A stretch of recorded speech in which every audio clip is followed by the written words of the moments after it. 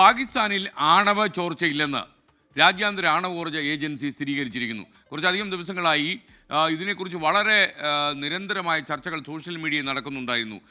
കാര്യം ഉണ്ടെന്ന സോഷ്യൽ മീഡിയയുടെ പ്രചാരണം ഇൻ്റർനാഷണൽ അറ്റോമിക് എനർജി ഏജൻസി തള്ളിക്കളഞ്ഞിരിക്കുകയാണ്. ഇന്ത്യൻ ആക്രമണത്തിൽ ആണവ നിലയം തകർന്നുപോയി എന്നായിരുന്നു പ്രചാരണം. എന്നു മാത്രമല്ല, ഈ ആണവ നിലയത്തിൻ്റെ കുന്നുകളിൽ ഇന്ത്യ ബോംബിംഗ് നടത്തിയെന്നും ആക്രമണം നടത്തിയെന്നും ഒക്കെ കാര്യമായ വാർത്തകൾ പ്രചരിക്കുമ്പോഴാണ് ഇൻ്റർനാഷണൽ അറ്റോമിക് എനർജി ഏജൻസി ഈ പുതിയ വിശദീകരണവുമായി വന്നിരിക്കുന്നത്. ദിലീപ് കുമാർ ലേറ്റസ്റ്റ് വിവരങ്ങളുമായി നമുക്കൊപ്പം സെൻട്രൽ ന്യൂസ് ഡെസ്കിൽ നിന്ന് ചേരുന്നു. Dileep Kumar, welcome back to morning show. പറയൂ. SKN പാകിസ്ഥാന്റെ ആണവ നിലയത്തിൽ ഇന്ത്യൻ ആക്രമണത്തെ തുടർന്ന് ചോർച്ചയുണ്ടായെന്നായിരുന്നു സോഷ്യൽ മീഡിയയിൽ വ്യാപകമായി പ്രചരിച്ചിരുന്നത്. പാകിസ്ഥാനിലെ സർഗോദ എയർബേസിന് സമീപമുള്ള കിരാന കുന്നുകളിൽ അവിടെയാണ് പാകിസ്ഥാന്റെ പ്രധാനപ്പെട്ട ആണവ ഇൻസ്റ്റലേഷനുകൾ സ്ഥാപിച്ചിട്ടുള്ളത്.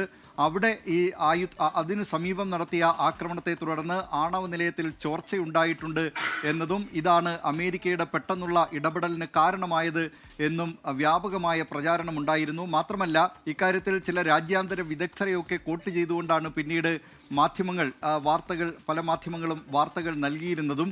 എന്നാൽ ഇക്കാര്യം അടിസ്ഥാനരഹിതമാണെന്നാണ് ഇപ്പോൾ രാജ്യാന്തര ആണവോർജ്ജ ഏജൻസി, വിയന്ന ആസ്ഥാനമായുള്ള രാജ്യാന്തര ആണവോർജ്ജ ഏജൻസിയാണ് ലോകത്തിലുള്ള ആണവ നിലയങ്ങൾ, ലോകരാഷ്ട്രങ്ങളിലുള്ള ഈ ആണവ നിലയങ്ങളുടെ സുരക്ഷ സംബന്ധിച്ച കാര്യങ്ങൾ, എന്തെങ്കിലും ചോർച്ചയുണ്ടോ, ആണവ വികിരണമുണ്ടോ തുടങ്ങിയ കാര്യങ്ങളൊക്കെ പരിശോധന നടത്തുന്നത് രാജ്യാന്തര ആണവോർജ്ജ ഏജൻസിയാണ്. രാജ്യാന്തര ആണവോർജ്ജ ഏജൻസി ഇക്കാര്യം തള്ളിക്കളഞ്ഞിരിക്കുകയാണ്. അങ്ങനെ ഒരു ചോർച്ചയും പാകിസ്ഥാനിലെ ആണവ നിലയങ്ങളിൽ ഇല്ല എന്ന കാര്യമാണിപ്പോൾ IAEA വ്യക്തമാക്കിയിരിക്കുന്നത്. നേരത്തെ ഇക്കാര്യത്തിൽ ഇന്ത്യൻ വ്യോമസേന വക്താവ് എയർ മാർഷൽ AK ഭാർത്തി ഇക്കാര്യം തള്ളിക്കളഞ്ഞിരുന്നതാണ്. ഈ മാധ്യമപ്രവർത്തകരുടെ ചോദ്യങ്ങൾക്ക് മറുപടിയായി അദ്ദേഹം പറഞ്ഞത്, അങ്ങനെ കിരാന കുന്നുകളിൽ ഒരു ആക്രമണം ഇന്ത്യ നടത്തിയിട്ടില്ല, അങ്ങനെ നിങ്ങൾ ഈ പറയുന്നത് പോലെയുള്ള കാര്യങ്ങളൊക്കെ അവിടെ ഉണ്ടോ എന്നായിരുന്നു അദ്ദേഹത്തിൻ്റെ തിരിച്ചുള്ള ചോദ്യം. മാത്രമല്ല, ഇന്ത്യ ആക്രമണം നടത്തിയത് ഒരു കൺവെൻഷൻ ഡൊമൈൻ രീതിയിലാണ്. അതുകൊണ്ട് തന്നെ അത്തരത്തിലുള്ള ഈ ആണവ നിലയങ്ങൾ ആക്രമിക്കുക എന്നത് ഇന്ത്യ അങ്ങനെ ലക്ഷ്യമിട്ടിട്ടില്ല എന്ന നിലയിലായിരുന്നു. അതേസമയം തന്നെ ആണവ ബ്ലാക്ക് മെയിലിംഗ് അനുവദിക്കില്ല, അതിർത്തി കടന്നുള്ള ഭീകരവാദവും അനുവദിക്കില്ല എന്നും ഇന്ത്യ വ്യക്തമാക്കിയിരുന്നതാണ്.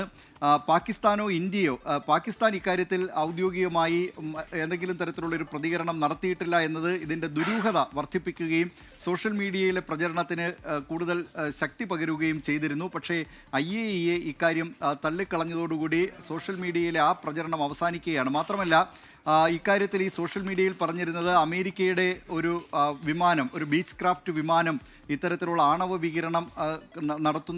വികിരണം കണ്ടെത്തുന്ന മേഖലകളിൽ പറക്കുന്ന വിമാനം അവിടെ സ്പോട്ട് ചെയ്തിരുന്നു, ഈ സർഗോദ വിമാനത്താവളത്തിന് സമീപം. മറ്റൊന്നൊരു ഈജിപ്ഷ്യൻ വിമാനം, അത് ബോറോൺ ഐസോട്ടോപ്പുമായി വരുന്നതാണ്. ഇത്തരം ആണവ ചോർച്ചയുണ്ടായാൽ അതിനെ നിർവീര്യമാക്കുന്നതിനുള്ള ബോറോൺ ഐസോട്ടോപ്പുകൾ അത് സംഭരിച്ചിട്ടുള്ള വിമാനമാണ് ഈ ഈജിപ്ഷ്യൻ വിമാനം.